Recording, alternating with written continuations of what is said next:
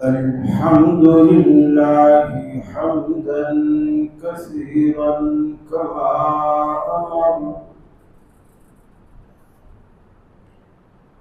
ونشهد أن لا إله إلا الله وحده لا شريك له في الخلق والأمر، ونشهد أن سيدنا وسندنا محمدا عبده ورسوله المبعوث إلى الأسود والأحمر لتتميم مكارم الأخلاق، لا يخلق نبي ولا رسول بعده ولا أمة بعد أمته ولا شريعة بعد شريعته ولا كتاب بعد كتابه، وصلى الله تعالى عليه وعلى آله وصحابه الذين هم خلاصة العرب، الذين هم مفاتيح الرحمة ومصابيح الهدى. أعوذ بالله السميع العليم من الشيطان الرجيم. بسم الله الرحمن الرحيم. لن ينال الله لحومها ولا دماؤها ولكن يناله التقوى منكم.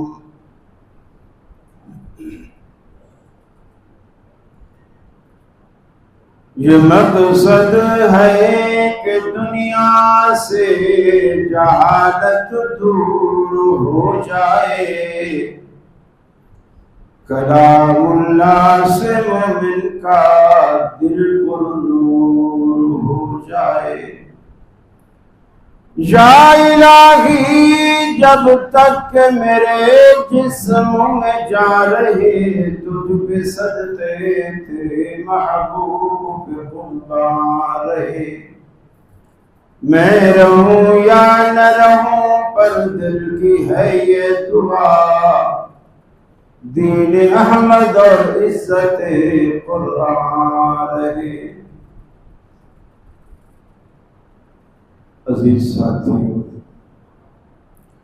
دوستوں اور بزرگوں،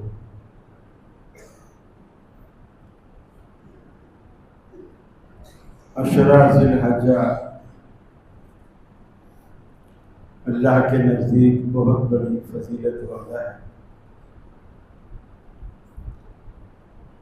اس عشرے میں حج کے ذریعہ سے اللہ تعالی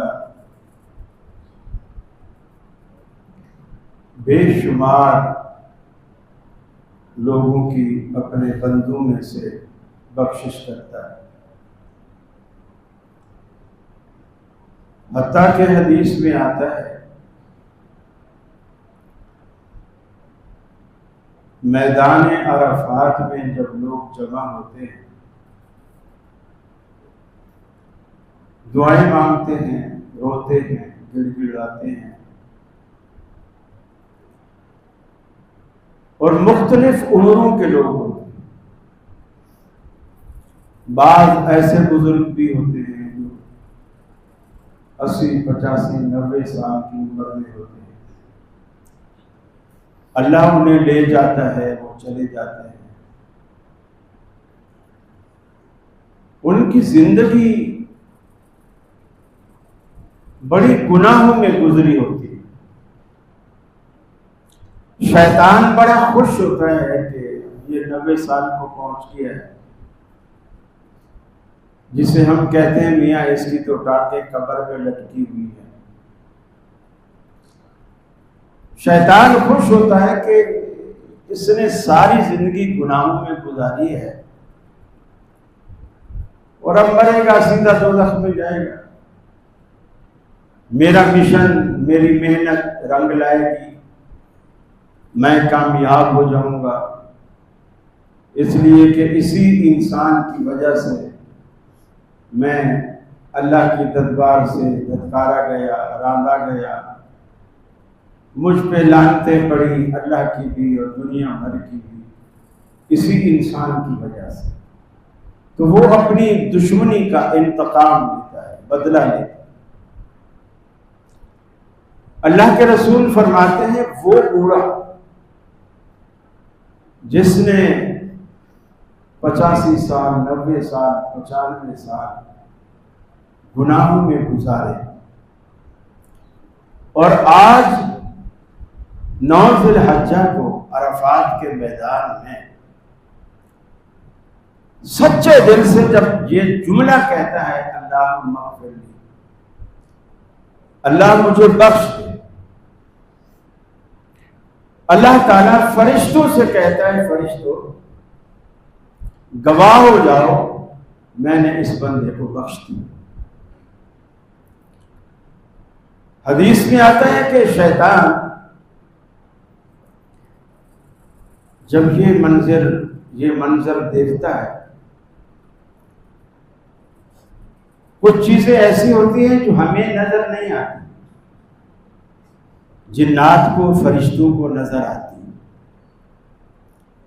آپ نے فرمایا کہ شیطان میدان عرفات میں موجود ہوتا ہے، یہ منظر دیکھتا ہے، عرفات سے مٹی اٹھاتا ہے، اپنے سر میں ڈالتا ہے، منہ پہ تھپیڑے مارتا ہے، گریباں پھاڑتا ہے، روتا ہے، چلاتا ہے، اور وہ یہ بھی کہتا ہے یا لیتنی مت قبل ھذا، اے کاش کہ میں آج کے دن سے پہلے مر گیا ہوں، میں نے اس بندے پر 85 سال 90 سال محنت کی، اور اس کا یہاں پہنچ کر ایک جملہ کہ اللہ مجھے بخش دے، اللہ نے کہا میں نے تجھے بخش دیا، ایک جملے سے میری 90 سالہ محنت میں پانی پھر گیا۔ تو یہ جو حج پہ آپ لوگ پیسے خرچ کرتے ہیں نا، یہ لا یعنی بے مقصد بے معنی نہیں ہوتا۔ اللہ نے کوئی فریضہ لا یعنی نہیں رکھا، ہر ایک کے پیچھے ایک مقصد ہے، اور بڑا مقصد۔ میں نے جیسے گزشتہ جمعہ میں عرض کیا کہ اللہ نے ہمیں جنت بھیجنے کے اور جہنم سے بچانے کے دنیا میں کئی بہانے رکھ دیے، یہ نہیں کر سکتے تو یہ کر لو، یہ نہیں کر سکتے تو یہ کر لو، یہ نہیں کر سکتے تو یہ کر لو۔ کہیں تو بندہ فٹ بیٹھتا ہے نا، جہاں فٹنگ آ رہی ہے کرا لو، جنت انشاءاللہ یقین، بشرطے کہ سچے دل سے توحید کے ساتھ بندہ یہ سارے عمل کرے، اللہ اس کو قدر کی نگاہ سے دیکھتا ہے۔ اللہ جیسی قدر آپ کے کاموں کی کوئی نہیں کرتا، جتنی قدر آپ کے اعمال کی اللہ کرتا ہے کوئی نہیں کرتا، لیکن صرف اخلاص چاہیے، جذبہ چاہیے۔ حضرت عبداللہ بن ام مکتوم رضی اللہ تعالیٰ عنہ نابینا صاحب، انہیں آنکھوں سے نہیں دکھتا، آپ دیکھتے ہیں انہیں نہیں دکھتا، اور یہ جو نابینا لوگ ہوتے ہیں ان میں اللہ نے قدرتی طور پر سوچنے، سمجھنے، یاد کرنے کی صلاحیت زیادہ رکھی۔ بعض دفعہ آواز سے 10 سال بعد بھی آپ اس کو ملیں، وہ آواز سے آپ کو پہچان جائے گا کہ اچھا آپ فلاں صاحب بات کر رہے ہیں۔ اللہ نے یہ سینس ان کو بہت دے رکھی. مسجد کے پاس سے گزرے تو انہیں نبی کریم صلی اللہ علیہ وسلم کی آواز آئی کہ آپ کسی سے باتیں کر رہے ہیں. دل میں سوچا کہ چلو میں بھی جا کے مجلس میں بیٹھ جاتا ہوں. رسول اللہ صلی اللہ علیہ وسلم کسی سے کوئی بات کر رہے ہیں, ہمیں بھی فائدہ ہوگا. وہ باتیں کس سے کر رہے تھے؟ کفار کے بڑے بڑے سرداران قریش وہ نبی کریم کے پاس مسجد میں آئے بیٹھے تھے. آپ انہیں دین سے متعلق دعوت دے رہے ہیں. عبداللہ بن ام مکتوم جیسے مسجد کے اندر داخل ہوئے, گیٹ میں سے آئے اور رسول اللہ کی نظر پڑی تو آپ نے اس خیال سے عبداللہ کو روک دیا کہ یہ بڑے بڑے سردار ہیں اور یہ نابینا ہے اور پھر غریب بھی ہے, اور بڑے لوگ عموماً غریبوں کے ساتھ بیٹھنا پسند نہیں کرتے. یہ بھی بدنصیبی کی بات ہے. غریبوں کے ساتھ بڑے لوگ عموماً بیٹھنا پسند نہیں کرتے. آپ نے فرمایا کہ عبداللہ تو اپنا ہے, یہ تو مسلمان ہے, اللہ اور اس کے رسول سے محبت رکھتا ہے, اس کا تو ہمیں کوئی خطرہ نہیں. اگر ابھی نہیں بھی بیٹھے گا تو کوئی حرج نہیں, لیکن یہ جو ابھی بیٹھے ہوئے ہیں اور مجھ سے کچھ دین کی باتیں کر رہے ہیں, ممکن ہے اللہ تعالیٰ ان کے دل پھیر دے.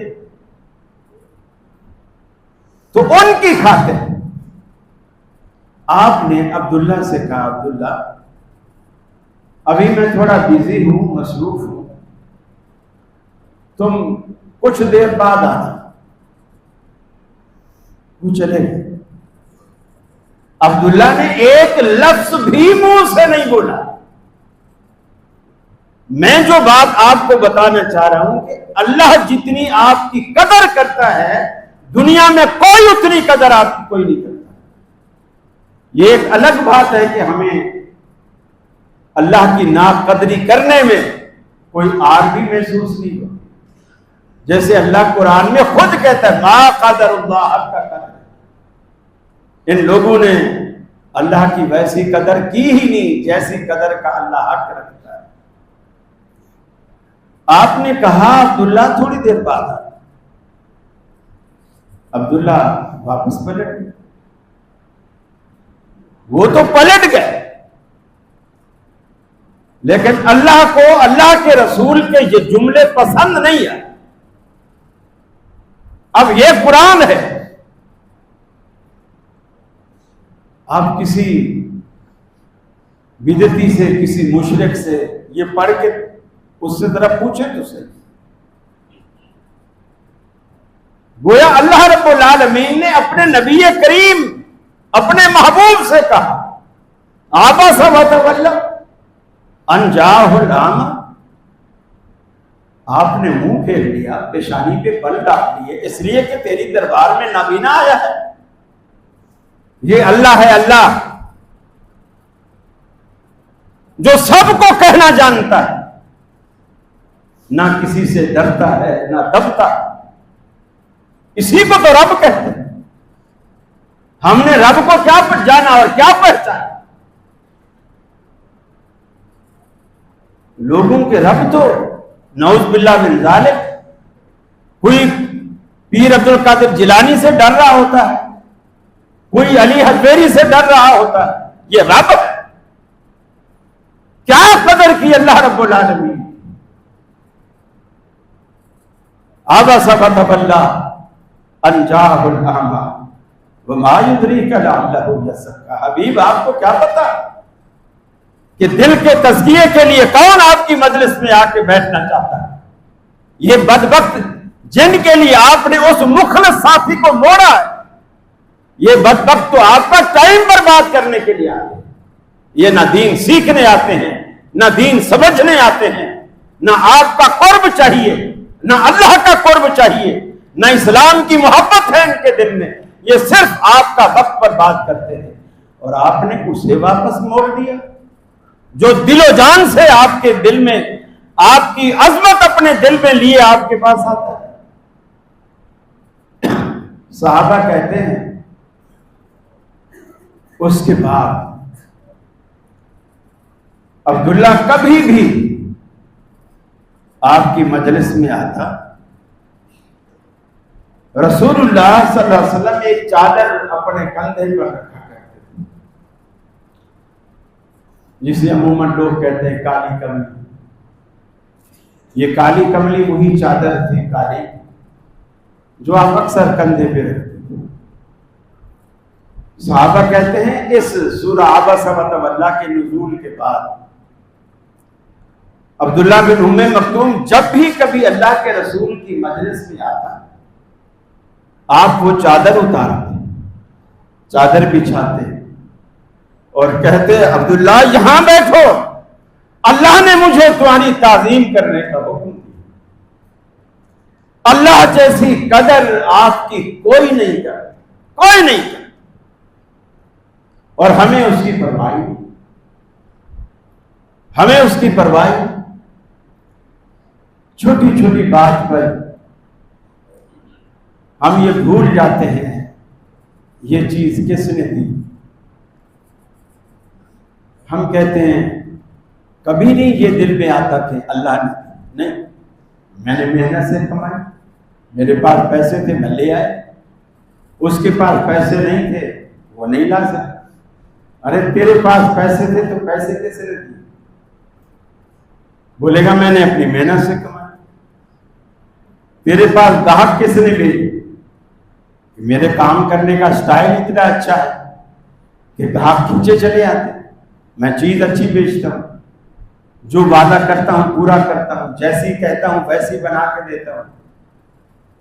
کہیں ایک لفظ نہیں آئے گا اس کی زبان پہ کہ یہ اللہ نے سب کچھ کیا۔ اب کوئی پوچھے کہ تجھے یہ اچھا اچھا کام کرنے کے لیے ہاتھ کس نے دی، سوچنے کے لیے دماغ کس نے دیا، گاہکوں کے ساتھ ڈیلنگ کرنے کے لیے یہ فکر کس نے دی، یہ زبان کس نے دی؟ یہ نہیں پلے پڑتی ہے بات۔ اسی لیے اللہ کہتا ہے ما قدر اللہ حق قدر، ان لوگوں نے اللہ کی ویسی قدر نہیں کی جیسی قدر کرنے کا حق ہے۔ اب یہ جو قربانی کا سیزن ہے اس میں اللہ تعالیٰ وہی اخلاص دیکھتا ہے، اخلاص، جو اخلاص عبداللہ بن ام مکتوم لے کر مسجد میں داخل ہوا تھا، وہ اخلاص اللہ دیکھتا ہے، اور پھر اسی کی قربانی کو اللہ قبول کرتا ہے جس میں وہ اخلاص موجود ہوتا ہے۔ اللہ یہ نہیں دیکھتا اس کی گائے 80,000 کی ہے، اس کی 1,00,000 کی ہے، برابر والے کی 1,20,000 کی ہے، اور اس سے آگے والے کی 1,50,000 کی ہے، اور ایک بیل لایا ہے فلانا بندہ وہ 5,00,000 کا ہے، اور ایک اس کا پڑوسی بیل لایا ہے وہ 55,00,000 کا ہے۔ اور یقین مانیے اس میں نمود اور نمائش کے سوا کچھ بھی نہیں ہوتا۔ اللہ نے کب کہا ہے کہ 55,00,000 کی قربانی کرو؟ کب کہا؟ اللہ صرف تمہارا دل دیکھتا ہے، اخلاص دیکھتا ہے۔ پھر سارا محلہ گھمائیں گے، لوگ پوچھیں گے ہاں بھائی وہاں کیا بیل ہے، اور لوگوں کی نظریں ایسی لگتی ہیں قربانی سے پہلے ہی مر جاتا ہے، 55,00,000 گیا۔ ہر کوئی ماشاءاللہ تھوڑی پڑتا ہے، سبھی دیکھیں گے بھلے بھلے بھلے بھلے بھلے کیا جانور ہے بھائی، کیا جانور ہے، کھاتا کیا جی؟ بادام کھلاتے ہیں، دودھ پلاتے ہیں، رات کو تکیے پہ سوتا ہے جی۔ عجیب دنیا کا ذہن بن گیا ہے۔ یہ کوئی اسلام نے کہا ہے کہ وہ بیل قربان کرو جو تکیے پہ سوتا ہو، جو زمین پہ نہ بیٹھتا ہو، اس کے لیے مچان بنا ہو؟ یہ اسے قربانی نہیں، اسے ریا کہتے ہیں، ریا۔ اور یہ وہ چیز ہے جسے اللہ کے رسول نے شرک صغیرہ، یہ چھوٹا شرک۔ ایک شرک اکبر ہے بڑا، اور ایک چھوٹا شرک ہے ریاکاری، کام کرنا دکھاوے کے لیے کرنا۔ فرمایا لن ينال الله لحومها ولا دماؤها ولكن يناله التقوى منكم۔ فرمایا اللہ کے پاس تمہاری قربانی کے جانور کا خون نہیں جاتا، اس کا گوشت بھی اللہ کے پاس نہیں جاتا۔ جانور تم اگر ذبح کرتے ہو تو جانوروں کا خون تمہاری کراچی اور پنجاب کی سرزمین پی جاتی ہے۔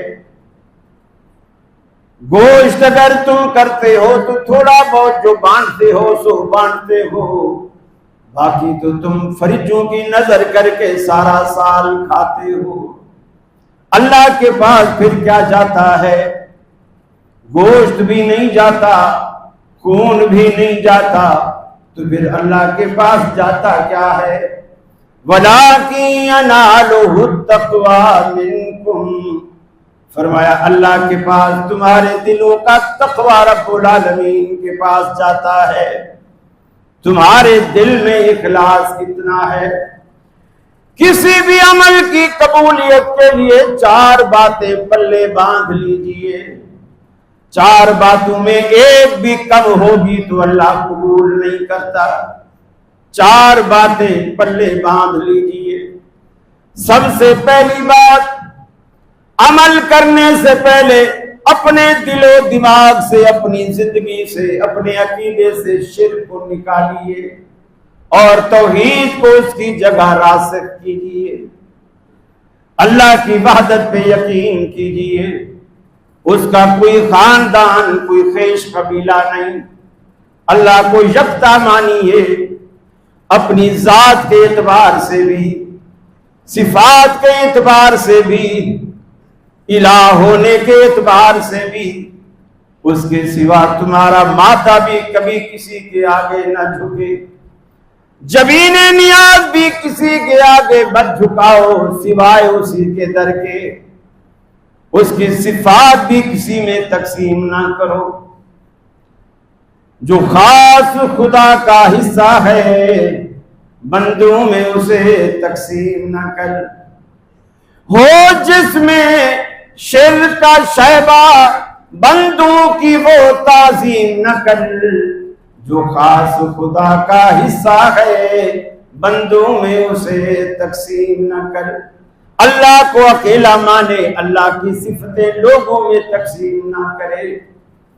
یہ بھی اللہ کرتا ہے تو یہ کام تو فلاں بزرگ بھی کر سکتا ہے، ہرگز کوئی بزرگ، کوئی پیر، کوئی فقیر، سب کچھ۔ دوسری بات فرمایا، اگر اپنے عمل کی قبولیت چاہتے ہو توحید کے بعد، آپ کا وہ عمل سنت رسول سے مطابقت رکھتا ہو، سنت رسول سے عین مطابق ہو، سنت رسول کے خلاف نہ ہو۔ تیسری بات آپ نے فرمایا، تمہارے دل میں اخلاص ہو، تمہارا وہ عمل اللہ کو راضی کرنے کے سوا کسی کی رضا تمہیں مقصود نہ ہو، صرف یہ دل میں ہو کہ میں اللہ کو خوش کرنا ہے۔ ارے اللہ تو 80,000 والے بیل سے بھی راضی ہو جاتا ہے، وہ تو 40-25 ہزار والے بکرے سے بھی راضی ہو جاتا ہے۔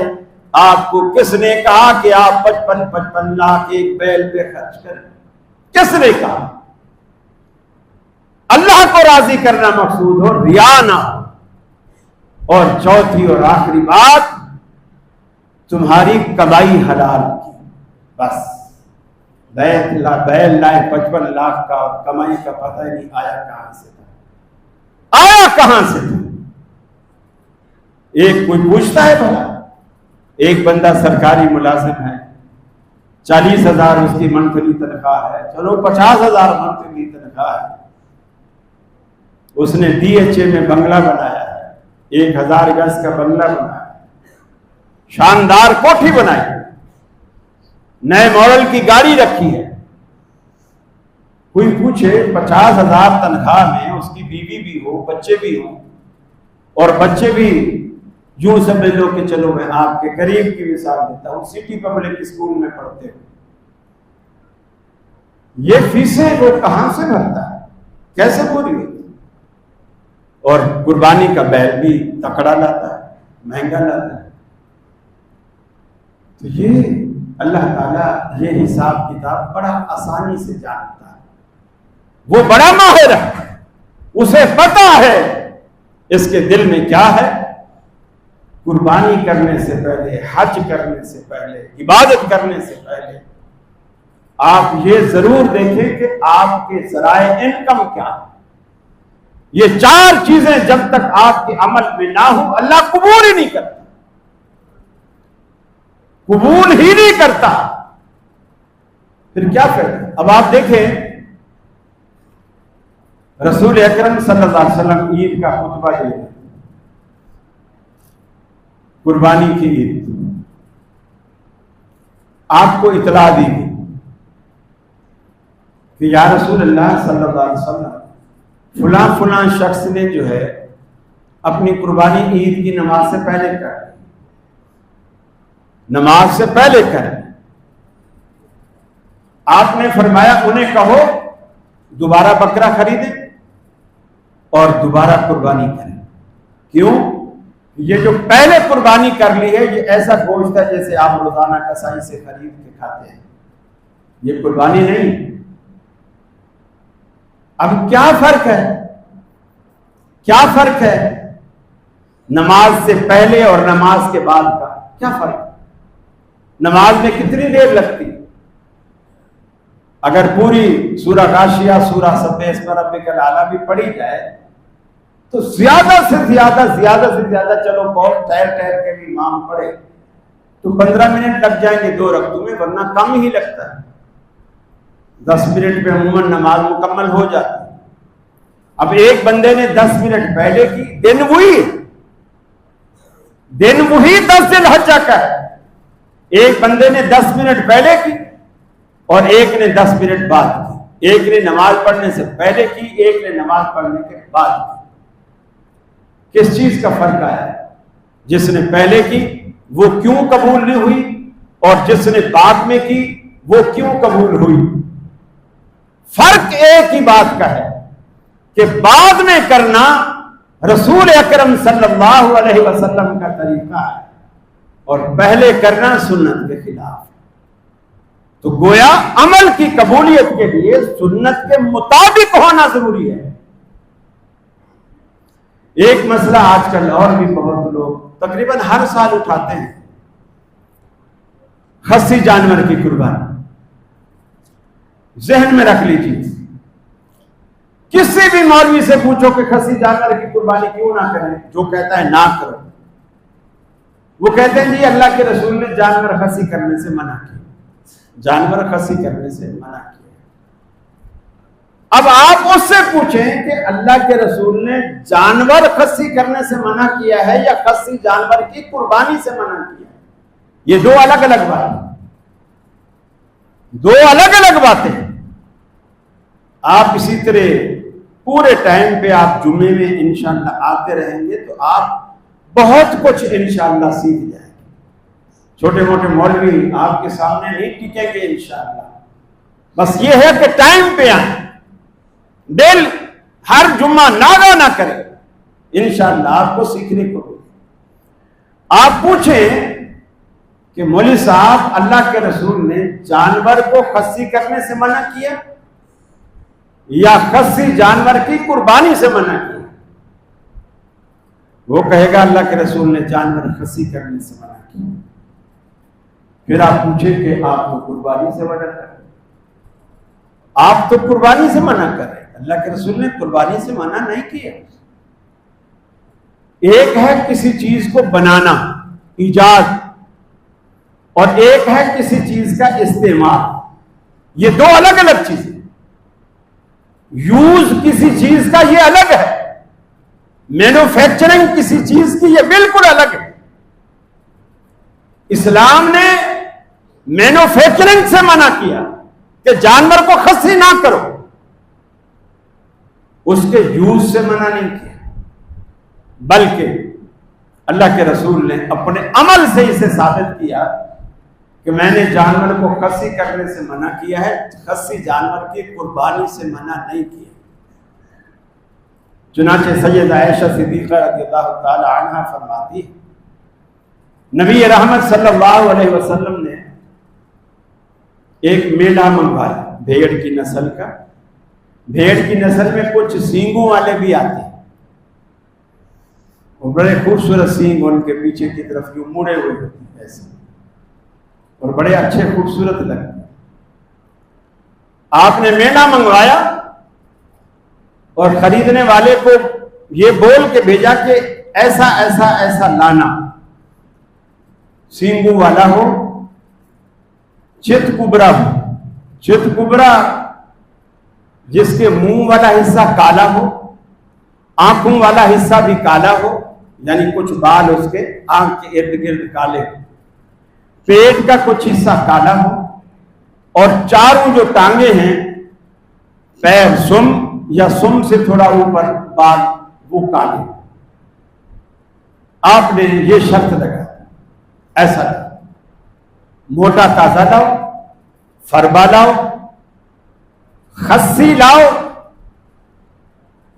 موج عین کے الفاظ ہیں، خصی جانور لاؤ۔ اور پھر اللہ کے رسول کے پاس جب وہ جانور لایا گیا، آپ نے اسے لٹایا اور اپنا دایاں قدم اس کی گردن پہ رکھا، دائیں ہاتھ میں چھری پکڑی، بائیں ہاتھ سے اس کے سر وغیرہ کو پکڑا، اور ذبح سے پہلے جو دعا پڑھتے ہیں آپ نے وہ دعا پڑھی، اور آپ نے یہ 3 الفاظ اس میں کہے، اللہم منک غلق، اللہ یہ جانور تو نے دیا ہے، تیری طرف سے ہے، اور میں بھی اسے تیرے لیے ذبح کر رہا، آیا بھی تیری طرف سے ہے اور جا بھی تیرے لیے رہا، تیرے نام پہ اسے قربان کر رہا، لیکن 3 لوگوں کی طرف سے، من محمد ومن آل محمد ومن امت محمد، میں محمد صلی اللہ علیہ وسلم کی طرف سے، میری آل کی طرف سے اور میری امت کی طرف سے میں اسے قربان کر رہا ہوں۔ اور اس کو آپ نے منگوایا کہہ کر کہ خصی لانا، اور خصی ہی لایا گیا۔ دیکھیے جیسے خچر ہے، خچر بنانا اسلام میں منع، کیونکہ 2 مختلف جنسوں کے ملاپ سے یہ چیز بنتی ہے، گدھے اور گھوڑے کے ملاپ سے۔ خچر بنانا منع، مینوفیکچرنگ منع، لیکن یوز منع نہیں ہے۔ آپ نے خچر خریدا، خچر پالا، خچر پہ سواری کی، اور خچر پہ وتر پڑھے، نفل پڑھے، احادیث سے ثابت۔ آپ نے اس کا استعمال کیا، استعمال سے آپ نے منع نہیں کیا۔ تو ایسی بہت ساری چیزیں ہیں جو اللہ کے رسول صلی اللہ علیہ وسلم نے بنانے سے منع فرمایا، استعمال سے منع نہیں فرمایا۔ لہذا اور خصی جانور کا گوشت بھی بڑا لذیذ ہوتا ہے، وہ اس کی انرجی بھی ضائع نہیں ہوتی، اور وہ سب کچھ اس کے اندر محفوظ ہوتا ہے، ساری قوتیں اس کے اندر محفوظ ہوتی ہیں۔ اس لیے آپ خصی جانور اگر خریدتے ہیں، پسند کرتے ہیں، تو یہ کوئی عیب والی بات نہیں ہے، نہ یہ شرعاً عیب ہے۔ اللہ کے رسول نے اسے عیب قرار نہیں دیا، بلکہ آپ نے خواہش کر کے وہ مانگا، اس کی قربانی کریں۔ تیسری بات یہ، آپ نے قربانی کے لیے 2 حکم ارشاد فرمایا۔ پہلا حکم آپ نے یہ دیا تھا کہ 3 دن سے زیادہ قربانی کا گوشت کوئی اپنے گھر میں نہیں رکھے۔ یہ بالکل ابتدائی دور کی بات ہے، جب نیا نیا اسلام ابھی شروع ہوا، لوگ غریب تھے، قربانی کرنے والے کم تھے، اور غربت زیادہ تھی، تو آپ نے چاہا کہ غریبوں کی ہیلپ زیادہ ہو جائے۔ اس کے بعد جب مسلمان بڑھ گئے، مسلمانوں کے پاس فتوحات کے سلسلے میں دولت بھی آنے لگی اور مسلمان امیر بھی ہونے لگے، غربت کچھ کم ہو گئی، تو پھر آپ نے پہلا حکم بدل دیا، پھر آپ نے دوسرا حکم صادر فرمایا۔ آپ نے فرمایا کلو وتصدقوا وادخروا، کہ کھاؤ بھی، صدقہ بھی کرو، یعنی لوگوں میں بانٹو بھی، اور ذخیرہ بھی کرو۔ پھر صحابہ کہتے ہیں کہ ہم اس زمانے میں یہ ڈی فریزر کمپنیاں نہیں ہوتی تھی، صحابہ کہتے ہم گوشت کو نمک لگاتے، دھاگے میں پروتے اور دھوپ میں سکھاتے تھے۔ نمک لگا کے، نمک اس لیے لگایا جاتا ہے کہ گوشت سڑتا نہیں۔ اسی طرح کھالے بھی جو قربانی کے آتے ہیں نا، تو فوری طور پہ اس پہ نمک چھڑکتے ہیں کہ سارا دن پڑی رہتی ہیں، شام کو لینے والے آتے ہیں تو تب تک یہ بو پیدا نہیں ہوتی، خراب نہیں ہوتی کھانا۔ تو ہم گوشت کو نمک لگاتے، دھاگے میں پروتے، دھوپ میں سکھاتے اور پھر سکھا کے پھر ہم رکھ لیتے۔ پھر کبھی اگر زندگی میں ضرورت محسوس ہو، 6 مہینے بعد، 3 مہینے بعد کہ گوشت میں تھوڑی پسند آ رہی ہے، تو دوبارہ سے دھوپ لگوا دو۔ تو ہم گوشت کو دھوپ لگوا کے سکھا لیتے اور پھر اپنے پاس سیو کرتے اور سارا سال کھاتے۔